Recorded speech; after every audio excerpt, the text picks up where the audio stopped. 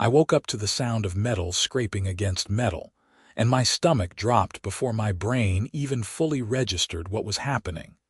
My first coherent thought was that someone was stealing my car. I bolted out of bed, nearly tripping over my own feet as I stumbled to the window of my bedroom. What I saw made my blood run cold, but not for the reason I expected. It was snowing hard outside, the kind of heavy February snowfall that Massachusetts gets that makes everything look like a winter wonderland until you actually have to deal with it. But that was not what caught my attention. No, what caught my attention was the massive orange plow truck currently backing up, its blade dragging along the entire passenger side of my Audi A6, scraping paint and denting metal with the kind of casual destruction that made me want to scream. I did not even bother putting on proper clothes. I threw on sweatpants over my boxers, grabbed a hoodie, shoved my feet into unlaced boots, and ran out the front door of my house on Maple Ridge Drive in Brookline. The cold hit me like a punch to the face, but I barely noticed.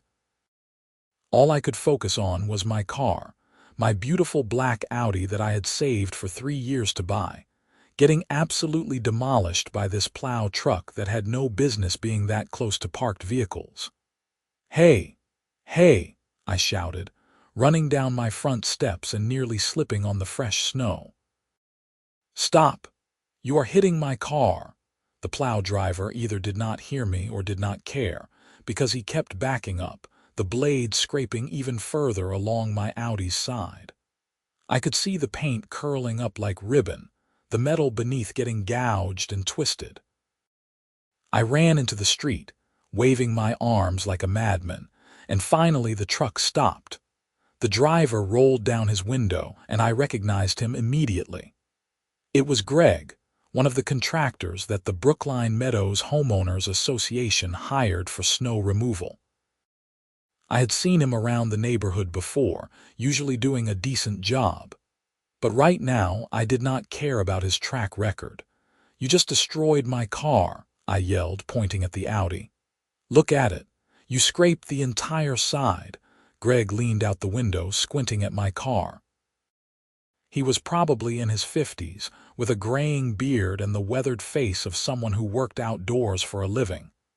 "I did not hit nothing," he said, his tone flat. "That is snow damage from the buildup."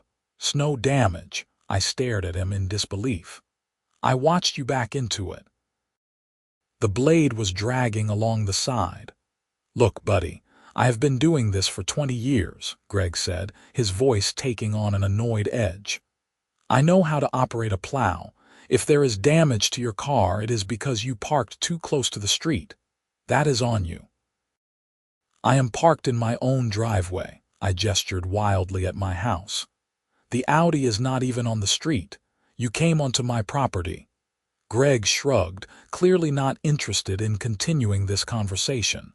"Take it up with the HOA. They are the ones who hired me." With that, he rolled up his window and drove off, leaving me standing in the middle of the snow-covered street, shaking with rage and cold. I walked over to my car, my boots crunching in the fresh snow, and examined the damage. It was worse than I initially thought. The entire passenger side, from the front fender all the way back to the rear quarter panel, was scraped and dented. The side mirror was hanging by its wiring, the glass shattered. Deep gouges cut through the paint down to the bare metal, and in some places, the body panels were actually bent inward. This was not minor damage. This was thousands of dollars in repairs. I pulled out my phone and started taking pictures, documenting everything from multiple angles. My hands were shaking, partly from the cold and partly from the adrenaline still coursing through my system. As I was photographing the damage, my neighbor, old Mr. Patterson from 2 houses down, shuffled over. "Saw the whole thing from my window," he said, shaking his head. "That driver was being real careless. Came way too close to all the cars on the street." He clipped the Johnson's mailbox too, down at the corner. "Did you see him actually hit my car?" I asked, hope rising in my chest. "Sure did. Backed right into it. Blade caught the side and just dragged along it as he was turning." Mr. Patterson clicked his tongue in disapproval. "Should not have been driving that close. Plenty of room in the street without getting near the driveways." I thanked him profusely and asked if he would be willing to give a statement if needed. He agreed readily, which gave me a small measure of relief. At least I had a witness. But then I remembered something even better. I had cameras. 3 of them, to be exact. 2 years ago, after a string of package thefts in the neighborhood, I had installed a comprehensive security camera system. One camera covered the front door and porch, another covered the driveway and the side of the house, and the third was mounted on the garage, pointing toward the street. All 3 had motion detection, night vision, and recorded continuously to a local storage drive and cloud backup. If the plow truck hit my car, which it absolutely did, I had video evidence. I went back inside, my wet boots leaving tracks on the hardwood floor of my entryway. I did not even care. I went straight to my home office, where I had my computer set up with access to the camera feeds.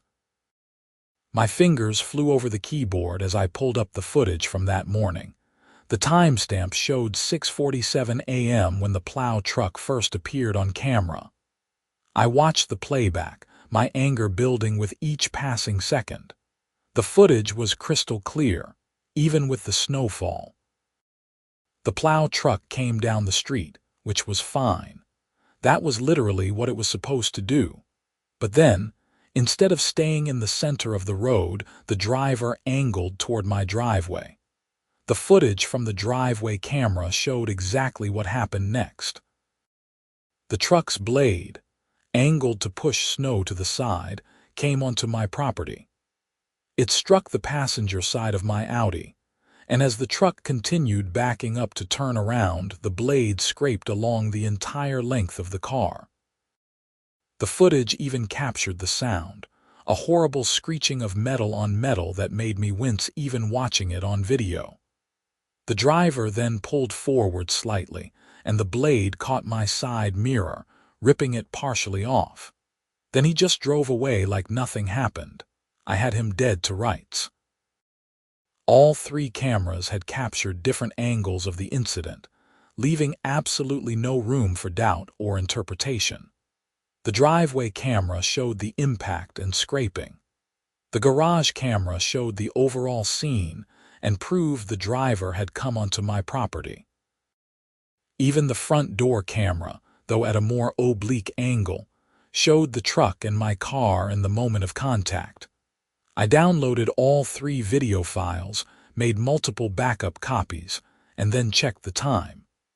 It was just past 7 in the morning, still too early to call the HOA office. I knew from experience that Brenda, the neighborhood's HOA president and the absolute definition of a busybody, did not officially start taking calls until 9. But I also knew that she would definitely be up by now, probably already on her second pot of coffee while going through emails and finding new ways to make residents' lives difficult. Brenda Mitchell was a piece of work. She was in her mid-50s, with that particular haircut that seemed to be standard issue for women who wanted to speak to managers everywhere. Dyed blonde with darker roots, always showing. She had been HOA president for 6 years, running unopposed because nobody else wanted to deal with the constant complaints and petty disputes that came with the territory. But Brenda loved it. She lived for the power trip, for being able to tell people what color they could paint their shutters or how tall their grass could be before she sent them a violation notice. I had my own history with Brenda. When I first moved into Brookline Meadows 3 years ago, I thought the HOA would be a minor annoyance at worst, mostly just handling common area maintenance and snow removal. I was so naive. Within the first month, I received a violation notice because my trash bins were still on the curb at 8 p.m. on trash day. The rules stated they had to be back in the garage by 7 p.m. Never mind that I worked until 6:30 and had a 40-minute commute. The rules were the rules, according to Brenda. Then there was the incident with my front door wreath. I had hung a simple wreath on my front door for Christmas. Nothing outrageous, just a tasteful arrangement of pine boughs with a red bow. Brenda sent me a notice stating that the red bow violated the community's aesthetic guidelines, which required all decorations to be in natural, earth tone colors. I had to replace it with a brown burlap bow, which looked terrible but kept Brenda off my back. The most ridiculous incident happened last summer. I had planted some flowers in my front garden, petunias in various colors. They looked nice, added some color to the landscaping. Brenda showed up at my door personally to inform me that petunias were not on the approved plant list. Only certain species were allowed, all outlined in the HOA's 70-page landscaping guidelines document that I had never even seen until she thrust a printed copy into my hands. I had to dig up all the petunias and replace them with approved alternatives. The whole thing cost me $300 and a weekend of work. So yeah, I was not expecting Brenda to be particularly sympathetic or helpful about my car. But this was different. This was not some petty rule violation. This was actual property damage caused by a contractor that the HOA hired. They were liable, and I had proof. I spent the next hour making myself breakfast, taking a shower, and getting properly dressed, all while periodically looking out the window at my ruined car sitting in the driveway. The snow had stopped falling, leaving everything covered in about 8 inches of fresh powder. It would have been beautiful if I was not so angry. At 9:02 a.m., I called the HOA office. Brenda answered on the third ring, her voice bright and artificially cheerful. Brookline Meadows Homeowners Association, Brenda speaking. How may I help you? Brenda, this is William Irving from 47 Maple Ridge Drive. The plow driver that the HOA hired damaged my car this morning while clearing the streets. There was a pause. I am sorry to hear that, William, but I am sure there is some misunderstanding. Our contractors are very professional and experienced. There is no misunderstanding, I said, keeping my voice level despite the anger simmering beneath. I watched it happen. The driver backed into my car with the plow blade and scraped the entire passenger side. There is significant damage. Well, did you speak with the driver? Yes. He denied hitting the car and said it was my fault for parking too close to the street, even though my car was in my own driveway. Brenda made a non-committal humming sound. I see. Well, the HOA cannot take responsibility for damage that may have occurred due to improper parking or failure to move vehicles during snow removal operations. The car was in my driveway, I repeated, my voice getting harder, on my property. The plow came onto my property and hit it. According to our snow removal policy, residents are expected to ensure their vehicles are positioned in such a way that they do not interfere with snow clearing operations. I am familiar with the policy, Brenda. My car was not interfering with anything. The driver was careless and came onto my property. I understand you are upset, William, but these things happen during snow removal. Perhaps you should contact your insurance company. That was when I played my ace. I have video footage from 3 different security cameras showing exactly what happened. The footage clearly shows the plow driver coming onto my property and damaging my car. I am sure the HOA's insurance company will be very interested in seeing it. Another pause, longer this time. When Brenda spoke again, her tone had changed, becoming more formal and less friendly. I see. Well, in that case, I will need to review the footage and consult with the HOA board before we can proceed. Can you send the videos to the HOA office email? I can do that. But I want to be clear. I expect the HOA to take full responsibility for this damage and cover all repair costs. We will review the footage and get back to you, Brenda said curtly. Is there anything else? Yes. I want the name and contact information for the snow removal company so I can file a claim directly with them as well. I cannot give out that information without board approval. Brenda, the HOA hired them to provide a service in our neighborhood. I am a dues-paying member of this HOA. I have a right to that information. I will bring it up with the board, she said, her voice tight. Goodbye, William. She hung up before I could respond.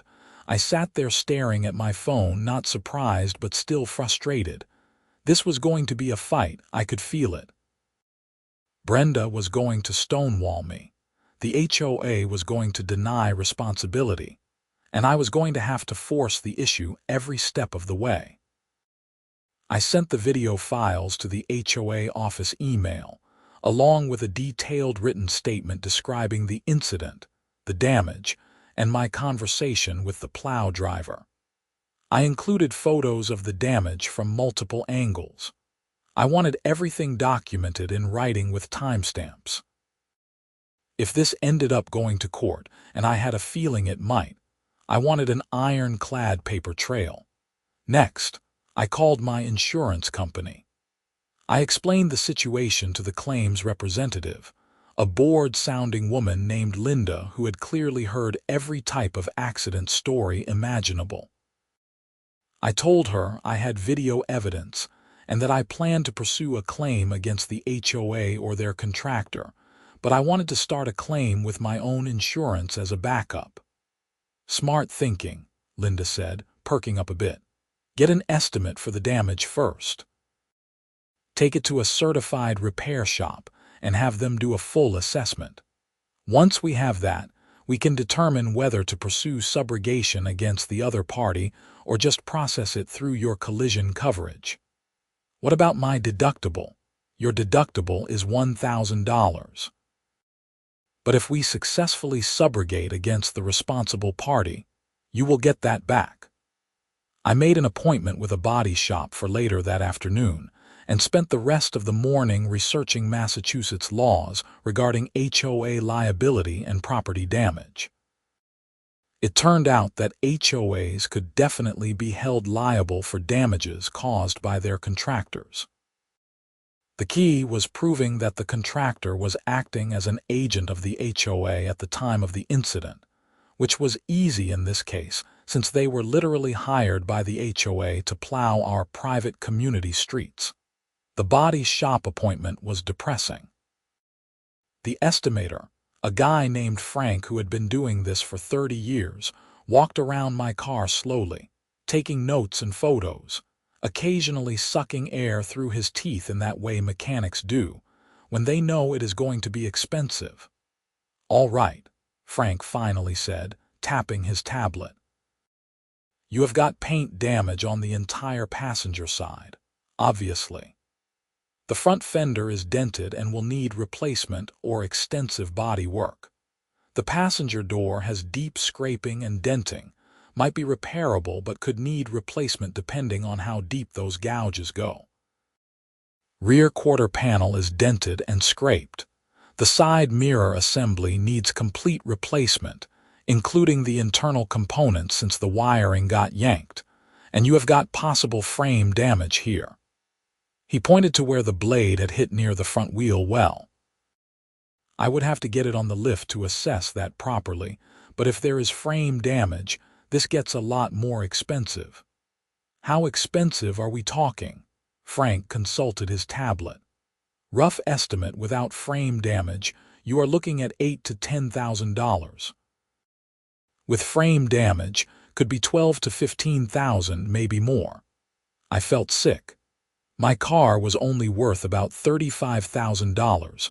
This was nearly half its value in damage. How long for repairs? Depends on parts availability and how busy we are, but probably 3 to 4 weeks minimum. Could be longer if we need to order specific parts or if there is framework involved. I authorized Frank to do a full detailed estimate, which would take a few days. He took photos, measurements, and wrote up a preliminary report that I could use for insurance purposes. The whole thing took about an hour, and I left feeling even worse than when I arrived. When I got home, I found a notice stuck to my front door. It was from the HOA, of course. I pulled it off and read it, my disbelief growing with each word. Dear resident, please be advised that security cameras and recording devices that monitor or record common areas, streets, or neighboring properties may violate community privacy guidelines and Massachusetts recording consent laws. If you have installed such devices, please submit documentation to the HOA office for review and approval. Unauthorized surveillance devices must be removed within 30 days to avoid fines and penalties. Sincerely, Brookline Meadows HOA Board. I actually laughed. A sharp, bitter sound. The timing was not a coincidence. I had told Brenda about my security cameras just a few hours ago, and now suddenly there was a privacy concern. This was retaliation, pure and simple. Brenda was trying to intimidate me into not using the footage or maybe even getting rid of the evidence entirely. The thing was, I had actually researched this exact issue when I installed the cameras. Massachusetts is a two-party consent state for audio recordings, but video surveillance of your own property is completely legal as long as the cameras are not positioned to deliberately spy on neighbors or record places, where people have a reasonable expectation of privacy. My cameras pointed at my own house, driveway, and the street directly in front of my property. All of that was perfectly legal. I went inside and immediately composed a response email to the HOA. Dear Brookline Meadows HOA Board, I am in receipt of your notice regarding security cameras. Please be advised that my security cameras are positioned to monitor my own property for security purposes, which is entirely legal under Massachusetts law. The cameras do not monitor common areas except for the public street in front of my house, which is visible from my property, and therefore has no expectation of privacy. I have no intention of removing legally installed security equipment from my property. The timing of this notice, coming immediately after I informed the HOA president that I have video evidence of property damage caused by an HOA contractor, appears to be retaliatory in nature. I trust this is merely an unfortunate coincidence and not an attempt to intimidate a homeowner into not pursuing a legitimate damage claim. I look forward to the HOA's response regarding the damage to my vehicle. Sincerely, William Irving. I hit send with probably more force than necessary. 2. Could play the passive-aggressive formal correspondence game. The next few days were a frustrating exercise in stonewalling. Brenda sent a brief email acknowledging receipt of my videos and damage photos, and stating that the board would review the matter at their next scheduled meeting. That meeting was not for another 2 weeks. I responded immediately, pointing out that this was time-sensitive and asking for an emergency meeting. Brenda replied that emergency meetings were only called for matters affecting the safety or financial stability of the community. I reached out to other board members directly. There were 5 total: Brenda as president, a vice president named Donald Chen, a treasurer named Patricia Walsh, and 2 at-large members, James Gordon and Susan Peters. I sent polite emails to all of them explaining the situation and asking for their help in resolving it quickly. Donald Chen never responded. Patricia Walsh sent a brief reply saying she would look into it, but I should work with Brenda as president. James Gordon actually called me, and he sounded sympathetic. "Look, William, I saw the video you sent. It is pretty clear what happened, but Brenda is really controlling about HOA business, and she is not happy about this situation. Between you and me, I think she is worried about the HOA's insurance rates going up if we file a claim." "That is not my problem," I said. "The HOA's contractor damaged my property. They are responsible." "I agree with you. But getting Brenda to admit the HOA is at fault for anything is like pulling teeth. She sees it as a personal failing." "So what do I do?" James sighed. "Keep the pressure on. Document everything. If you have to, get a lawyer. That usually gets her attention." Susan Peters also called me, but she was less helpful. She basically parroted Brenda's talking points about waiting for the board meeting and following proper procedures. Meanwhile, I got the official estimate from the body shop. $12,846. Frank had been right about the frame damage. There was a minor bend in the subframe near the front wheel well that would need to be pulled and straightened. My insurance company authorized repairs, and I paid my $1,000 deductible, but they made it clear they would be pursuing subrogation against the HOA. "We are going to need all your documentation," Linda from the insurance company told me. "The videos, the estimate, your correspondence with the HOA, everything. Our subrogation department does not mess around." I sent everything over, feeling a small spark of satisfaction. If I could not get Brenda to cooperate, maybe having a corporate insurance company breathing down her neck would do the trick. The rental car situation was another headache. My insurance covered rentals, but only up to $30 per day, and only for 30 days total. The cheapest rental I could find was $45 per day, meaning I was paying $15 out of pocket every single day. It did not sound like much, but it added up fast. A week after the incident, I still had not heard anything substantive from the HOA. I decided to attend the next general community meeting, which was held monthly. Maybe if I brought up the issue in front of other residents, Brenda would be forced to actually address it. The meeting was held in the community clubhouse, a nice facility with a meeting room that the HOA maintained with our dues. About 30 residents showed up, which was typical. Most people did not care about HOA meetings unless something was directly affecting them. Brenda ran the meeting with her usual iron fist, going through the agenda items at a brisk pace. There was discussion about landscaping contracts for the spring, a debate about whether to repair or replace the community entrance sign, and complaints about people not picking up after their dogs. Throughout it all, Brenda maintained her artificially pleasant demeanor, smiling and nodding and making notes. When we reached the resident concerns portion of the agenda, I raised my hand. "Yes, William." Brenda's smile tightened almost imperceptibly. I stood up so everyone could hear me clearly. "I want to bring up an issue regarding the snow removal contractor the HOA hired. On February 12th, the plow driver damaged my vehicle while clearing our street.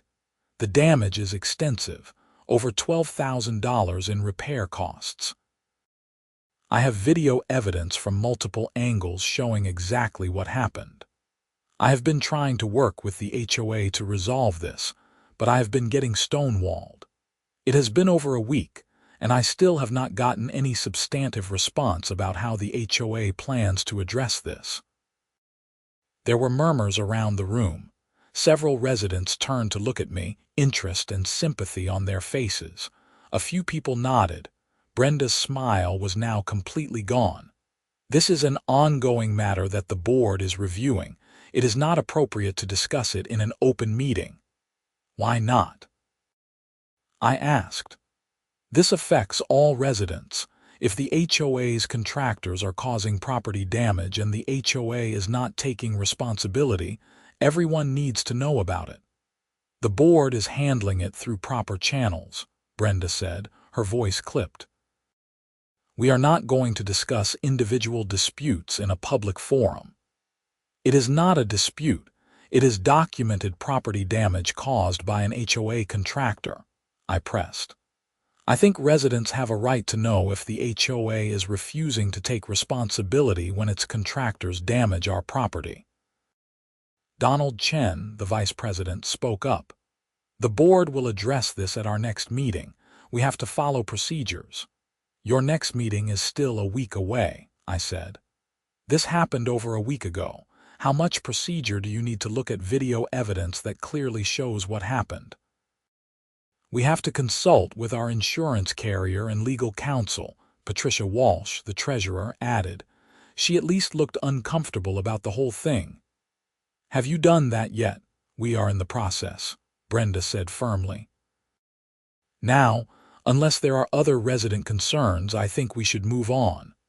When can I expect a response? I asked, not backing down. Give me a specific time frame. Brenda looked like she wanted to throw something at me. The board will provide an update within 2 weeks. That is not good enough. I want a response within 1 week, or I will be filing a formal complaint with the Massachusetts Attorney General's office about HOA violations. That got everyone's attention. The Attorney General's office had an entire division devoted to HOA and condo association disputes, and they took complaints seriously. It was a nuclear option, but I was tired of being jerked around. You can file whatever complaints you want, Brenda snapped, her professional facade finally cracking. The board will proceed according to our bylaws and legal obligations. This meeting is adjourned. She literally banged the gavel, cutting off any further discussion. As people filed out, several residents came up to me. Mrs. Johnson, the woman whose mailbox Mr. Patterson had mentioned got damaged, confirmed that the same plow driver had indeed destroyed her mailbox. She had reported it to the HOA and gotten the same runaround. They told me it was my responsibility to fix because the mailbox was my property, she said, shaking her head. Never mind that their plow truck is what broke it. I ended up just paying for a new mailbox myself because I could not deal with the hassle. 2 other residents had similar stories about minor property damage from HOA contractors, everything from damaged sprinkler heads to gouges in their lawns.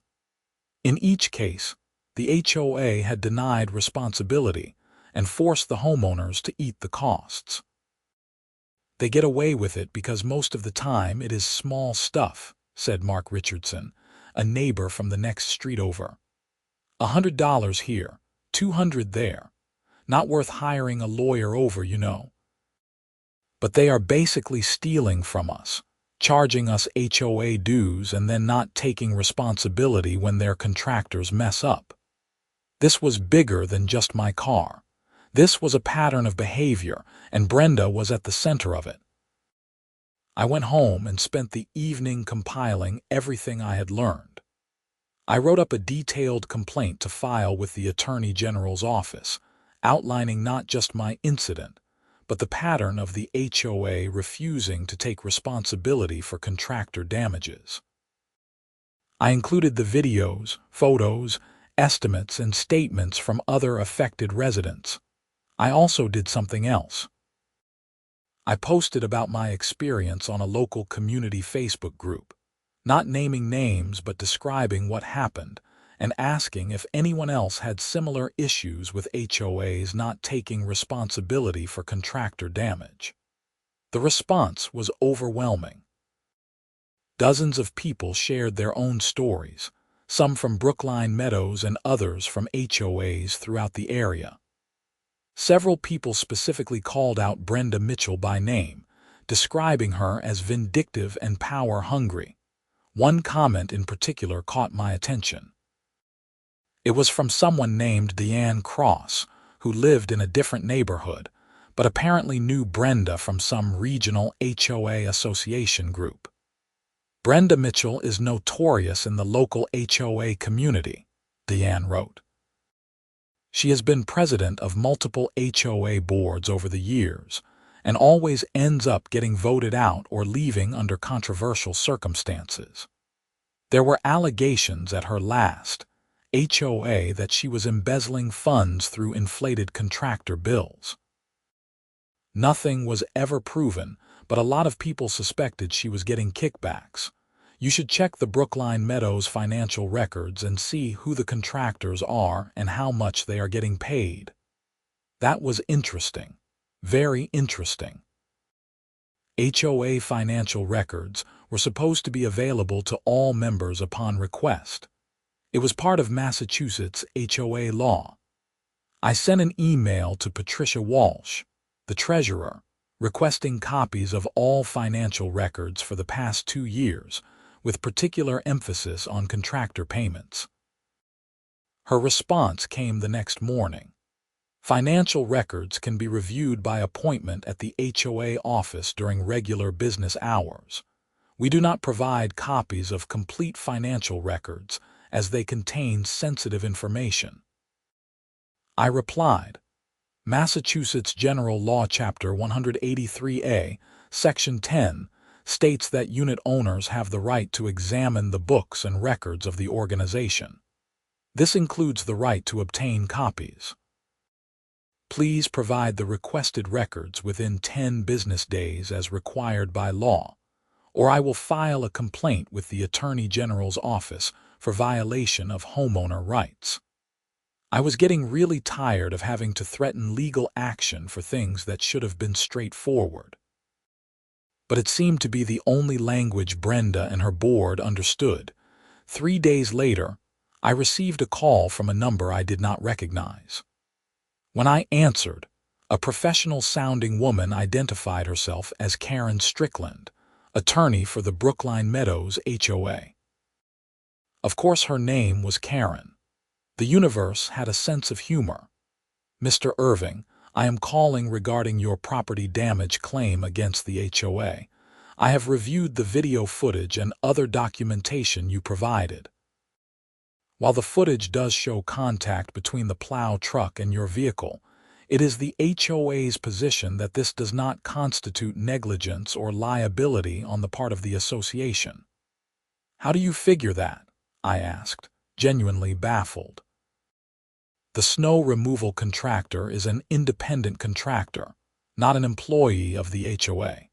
Therefore, the HOA cannot be held vicariously liable for the contractor's actions. You would need to pursue your claim directly against the snow removal company. Fine. Give me their contact information. I am not authorized to release that information without the contractor's permission. That is ridiculous. The HOA hired them. I have a right to know who they are. You can file a subpoena if you wish to obtain that information through legal channels, Karen said coolly. Additionally, I have been asked to address your requests for financial records. The board is willing to allow you to review financial documents at the HOA office by appointment, but they will not be providing copies of 2 years' worth of records without a valid legal reason. If you can specify particular transactions or time periods you are concerned about, the board will consider providing that information. I have a legal right to those records under Massachusetts law, and the HOA is complying by making them available for review. The law does not require the association to provide copies of every document you request, particularly when such requests appear to be made in bad faith or as harassment. Harassment. I am trying to hold the HOA accountable for damage caused by a contractor you hired. Your recent behavior, including inflammatory posts on social media, threats of legal action, and now overly broad document requests, suggest you are more interested in causing trouble than resolving a legitimate dispute. I took a deep breath, trying to keep my temper in check. Let me make something very clear, Miss Strickland. I have over $12,000 in damage to my vehicle. I have video evidence proving that damage was caused by the HOA's contractor. I have been nothing but reasonable in trying to resolve this, and I have been stonewalled at every turn. Now you are telling me the HOA is hiding behind the independent contractor shield and refusing to even tell me who to file a claim against. Does that about sum it up? The HOA is following proper legal procedures and protecting its interests, just as you are entitled to protect yours. Great. Then you can expect to be served with a lawsuit within the next week. My insurance company is also pursuing subrogation, so you will be hearing from their attorneys as well. And I will be filing formal complaints with the Attorney General's office regarding the HOA's violation of my right to access financial records, and its pattern of refusing to take responsibility for contractor damages. I will also be calling for a special meeting of all HOA members to vote on removing the current board for breach of fiduciary duty. Does that work for you? There was a pause. Mr. Irving, there is no need for this to become adversarial. It already is adversarial. You people made it that way the moment you decided to deny responsibility instead of doing the right thing. I hung up. My hands were shaking again, and not from cold this time. I was furious, but I was also energized. If they wanted a fight, I would give them one. I called a lawyer that afternoon. Her name was Rebecca Stone, and she specialized in property damage and HOA disputes.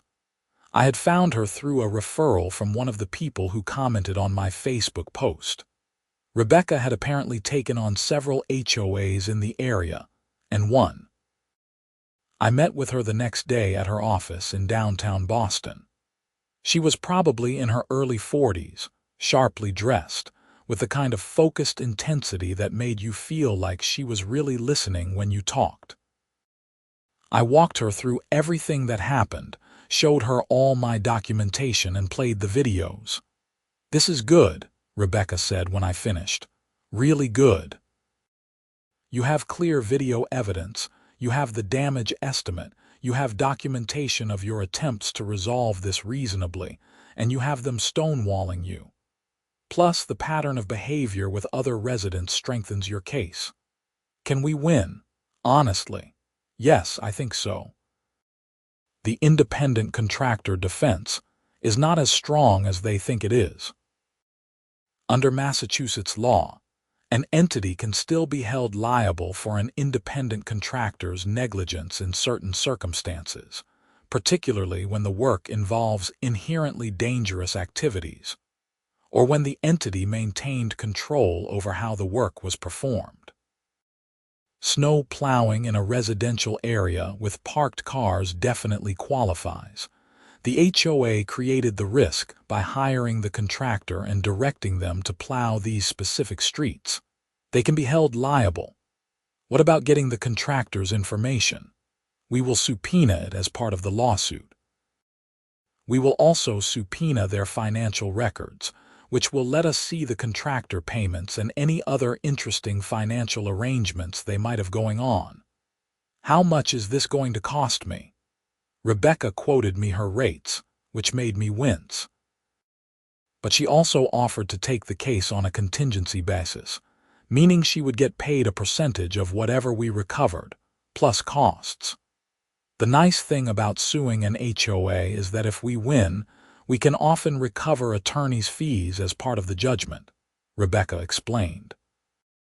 Massachusetts courts are generally sympathetic to homeowners who are forced to sue their HOA to enforce their rights. Plus, your damages are clear and substantial. This is not some petty dispute over lawn ornaments. I hired her on the spot. Within 2 days, Rebecca had filed a lawsuit against the Brookline Meadows HOA in Massachusetts Superior Court.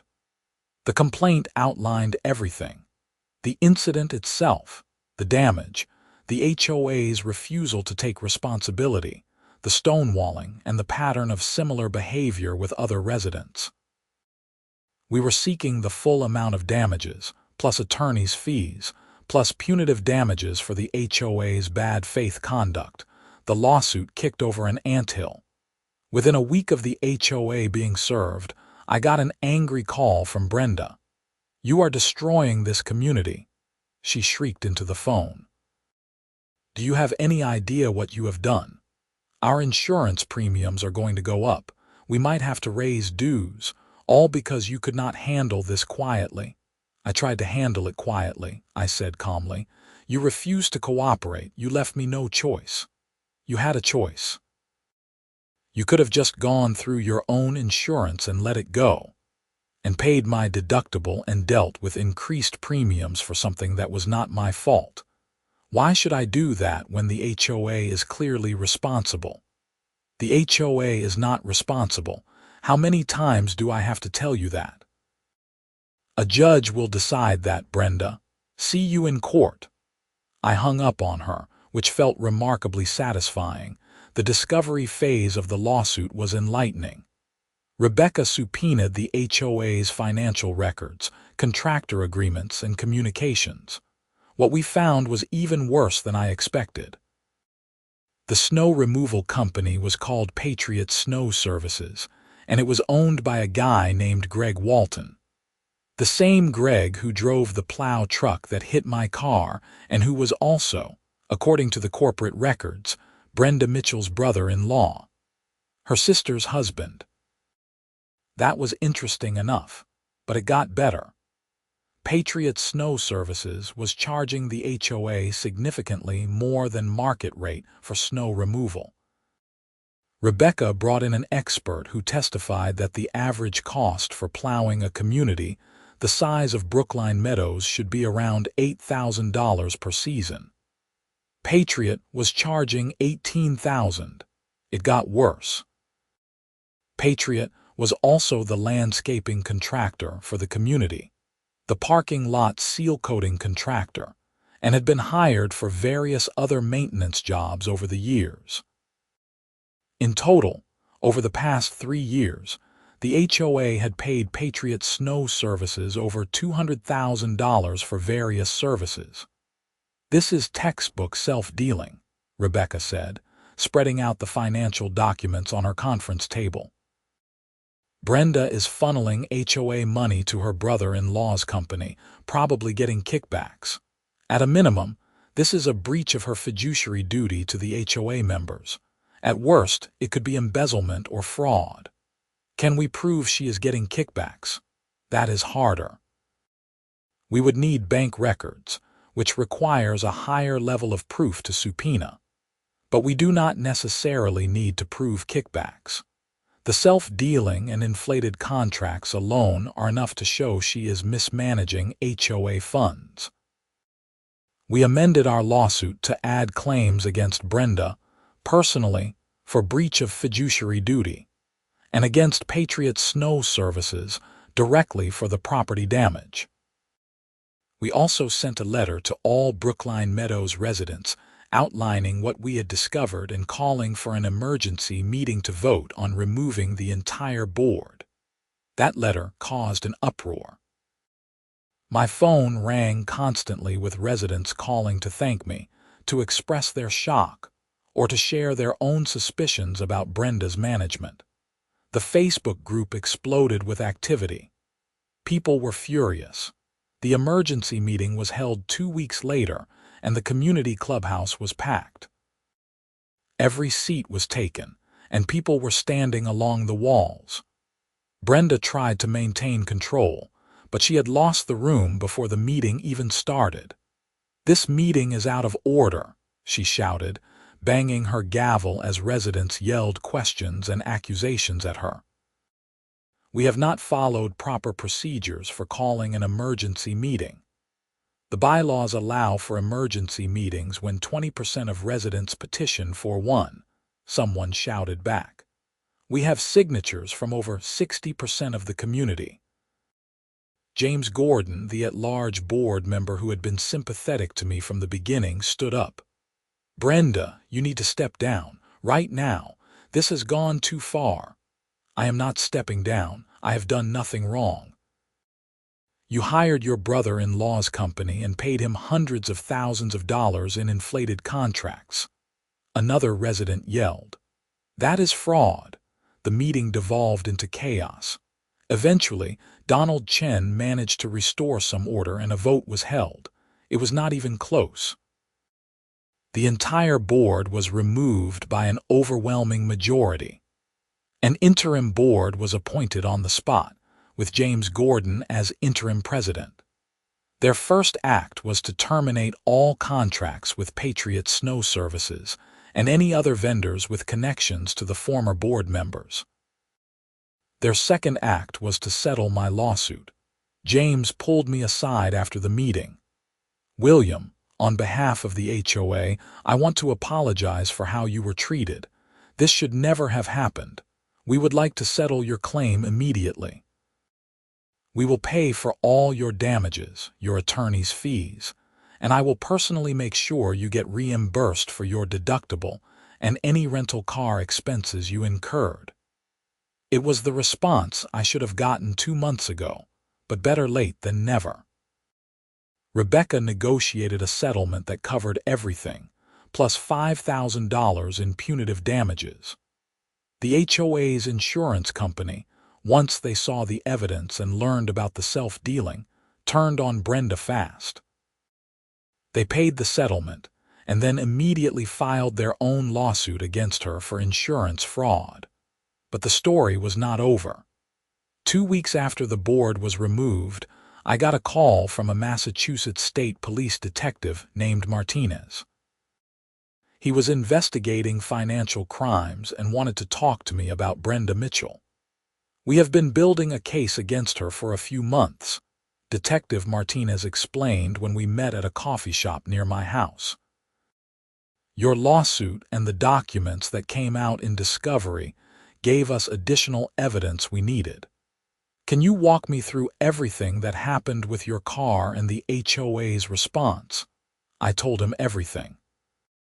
He took notes, asked clarifying questions, and seemed particularly interested in the timing of Brenda's various actions, especially the notice about my security cameras and the hiring of the attorney. That is consciousness of guilt, he said. She knew the contractor damaged your car. She knew the HOA was liable, and she tried to intimidate you into not pursuing it because she did not want anyone looking too closely at those contractor relationships. Is she going to be arrested? That is up to the DA's office ultimately, but based on what we have found, yes, I think charges are likely. We are looking at embezzlement, fraud, breach of fiduciary duty, possibly wire fraud since HOA dues were paid electronically. This is serious. It was another month before the arrest happened, but when it did, it made the local news. Brenda Mitchell was charged with 12 counts of embezzlement, 8 counts of fraud, and various other financial crimes. According to the investigation, she had been systematically funneling HOA money to her brother-in-law's company for years, and he had been kicking back 30% of the inflated payments to her. They had stolen over $100,000 from the Brookline Meadows HOA. Similar schemes had occurred at her previous HOAs, which the investigation uncovered once they started digging into her background. Greg Walton, the plow truck driver and Brenda's brother-in-law, was also arrested and charged as an accomplice. Patriot Snow Services declared bankruptcy shortly after. The legal proceedings took months to work through. I had to testify at a preliminary hearing, describing the incident with my car and the HOA's response. It was surreal sitting in a courtroom, pointing at video evidence on a large screen while lawyers argued about fiduciary duty and criminal intent. In the end, Brenda took a plea deal. She pleaded guilty to 6 counts of embezzlement and was sentenced to 3 years in prison, with 2 years suspended plus 5 years of probation.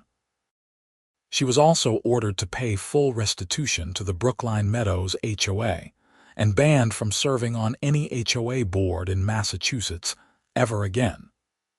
Greg Walton got 18 months in prison and was ordered to pay restitution as well. The new HOA board, with James Gordon still serving as president, did an amazing job cleaning up the mess.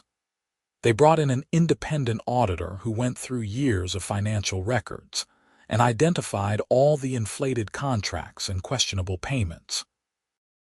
They renegotiated contracts with reputable vendors at fair market rates. They even managed to lower the HOA dues by 15% once they eliminated all the waste and corruption. My car was fully repaired and looked as good as new. The settlement money covered everything, including about a month and a half of rental car fees that had added up while the legal battles played out. I even got reimbursed for my insurance deductible, just like James had promised. The whole experience changed how I looked at HOAs. I used to see them as just an annoying fact of life in suburban neighborhoods, a necessary evil that handled common area maintenance and enforced basic standards. Now, I understood how much power HOA boards actually had, and how easily that power could be abused by the wrong people. Brenda had treated the HOA like her personal fiefdom, and nobody had questioned her for years because most people just did not pay attention to what the board was doing as long as the snow got plowed and the grass got cut. I became much more active in HOA affairs after that. I joined the new board as an at-large member and helped draft new bylaws with stronger financial oversight and transparency requirements. We implemented mandatory annual audits, required competitive bidding for all contracts over $5,000, and established a conflict of interest policy that required board members to disclose any personal or family relationships with vendors. Other residents who had been affected by Patriot Snow Service's shoddy work also came forward. Mrs. Johnson got reimbursed for her mailbox. Mark Richardson got compensation for the damaged sprinkler heads and landscaping. The HOA reached out to everyone who had filed complaints about contractor damage over the past few years and made things right. The whole situation became a cautionary tale in the local community. Several other HOAs in the area reviewed their own contractor relationships and financial controls after hearing about what happened at Brookline Meadows. A few even discovered their own problems with self-dealing and inflated contracts. As for me, I learned the value of documentation and persistence. If I had not had those security cameras, if I had not kept detailed records of every interaction, if I had not been willing to fight back when the HOA tried to stonewall me, Brenda might have gotten away with it. She had gotten away with it for years, at multiple HOAs, because most people do not have the time, energy, or resources to fight back over what seem like minor issues. But those minor issues add up.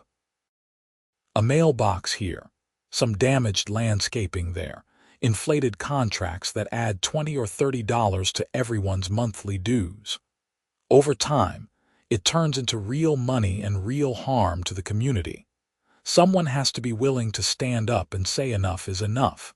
I still live in Brookline Meadows. My neighborhood is actually a pretty nice place now that it is not being run like a personal ATM for a corrupt HOA president. The new board is responsive, transparent, and actually cares about serving the community rather than enriching themselves. We have regular town hall meetings where residents can voice concerns and ask questions about HOA business. Financial reports are posted online every month for anyone to review. And I still have my 3 security cameras, still pointed at my house, driveway, and the street. The new HOA board never said a word about them. In fact, several other residents installed their own security cameras after hearing about my experience. There is something comforting about knowing that if anything happens, there will be a clear record of it. My Audi still runs great, with no lingering issues from the damage. You cannot even tell it was ever hit. The body shop did excellent work. Every time I walk out to my car in the morning, I think about that snowy February day when I watched the plow truck scrape along its side. And I am glad I decided to fight back, instead of just accepting that sometimes bad things happen, and there is nothing you can do about it. Because there is always something you can do. It might take time, effort, money, and determination. It might mean standing up to people who are used to getting their way. It might mean being the person who rocks the boat and causes trouble and makes things uncomfortable for everyone. But sometimes that is what it takes to make things right. The whole ordeal lasted about 9 months from start to finish, from that February morning when my car got damaged to the day Brenda was sentenced. 9 months of stress, frustration, legal bills, and fighting, but it was worth it. Not just because I got compensated for my damages, although that was certainly nice, but because Brenda and Greg got held accountable for their actions, because the HOA got cleaned up and reformed, because other residents who had been victimized got justice. Because maybe, just maybe, the next corrupt HOA board member in the next neighborhood will think twice before pulling the same kind of schemes, knowing that sometimes residents fight back and win. I learned a lot during those 9 months. I learned about HOA law, which is surprisingly complex and varies significantly from state to state. I learned about insurance subrogation and liability theories. I learned about forensic accounting and how to spot financial fraud. I learned that most people are fundamentally decent and will do the right thing when given the chance, but that positions of power attract people who will abuse that power if given the opportunity. I learned that documentation is everything, that video evidence is worth its weight in gold, and that persistence pays off. Most importantly, I learned that you cannot let bullies win, because that is what Brenda was, ultimately. A bully who used her position as HOA president to intimidate residents into accepting her authority and not questioning her decisions. She had gotten away with it for years because most people just wanted to avoid conflict and go about their lives. And that is understandable. Most people have jobs, families, responsibilities. They do not have time to fight with the HOA over every little thing, but that is what bullies count on. They count on you being too busy, too tired, too worn down to fight back. They count on you deciding it is easier to just pay for the mailbox yourself, to just accept the inflated HOA dues, to just file a claim with your own insurance and eat the deductible. Death by 1,000 cuts, each one small enough that it does not seem worth fighting over. Until someone decides it is worth fighting over. Until someone has the right combination of documentation, determination, and resources to actually take them on. And then, the whole house of cards comes tumbling down. I think about that sometimes, about how many other Brendas are out there, running HOAs and condo associations and homeowner groups, taking advantage of resident apathy to enrich themselves, or just to feed their need for control and power. How many inflated contracts are being signed right now? How many kickback schemes are in operation? How many residents are paying for damage caused by HOA contractors because it is easier than fighting? I do not know the answer, but I do know this. It only takes one person to start asking questions, one person to demand accountability, one person to say no, this is not right and I am not going to accept it. For me, it started with 3 security cameras and a damaged car. It ended with justice, reform, and a better community. Not a bad return on investment. The funny thing is, people in the neighborhood treat me differently now. Some see me as a hero, the guy who took down the corrupt HOA president. Others see me as a troublemaker, the the guy who caused all that drama and upheaval. I got both congratulations and complaints. Some residents thanked me profusely for exposing Brenda's corruption. Others grumbled that things were fine before I stirred everything up, even though they were literally being stolen from. You cannot please everyone. I learned that too. Some people would rather live with a comfortable lie than face an uncomfortable truth. They knew, on some level, that something was not right with how Brenda ran things. But knowing and acknowledging are different things. Acknowledging means you have to do something about it, and doing something is hard. I get it. I really do. Before this happened, I was not particularly active in HOA affairs either. I paid my dues, followed the rules, and mostly tried to stay off Brenda's radar. It was easier that way. But sometimes life does not let you take the easy way. Sometimes a plow truck backs into your car, and you are forced to either stand up for yourself or accept being a victim. I chose to stand up. And yes, it was hard. It was stressful and expensive and time-consuming. There were days when I wondered if it was worth it. If I should just take the settlement my insurance company was offering and move on with my life. There were nights when I could not sleep because I was worried about the lawsuit, about what would happen if we lost, about whether I was doing the right thing. But in the end, I am glad I fought. Not just for me, but for everyone in the community who had been taken advantage of. For Mrs. Johnson and her mailbox. For Mark Richardson and his sprinklers. For every resident who paid inflated HOA dues for years because Brenda was lining her pockets. For the principle of the thing, that people in positions of trust should not be allowed to abuse that trust without consequences. The security cameras are still there, still recording. The house is still standing. The neighborhood is still home, but everything is different now in mostly good ways. We have a HOA that actually serves the residents instead of exploiting them. We have transparency and accountability. We have people paying attention to what the board is doing, asking questions, demanding answers. And I have a great story to tell about the time I took down a corrupt HOA president because she tried to cover up the fact that her brother-in-law's plow truck destroyed my car. It is not the kind of story I ever expected to have, but life is funny that way. You never know when you are going to end up in the middle of something that forces you to be braver and more stubborn than you ever thought you could be. So that is my story.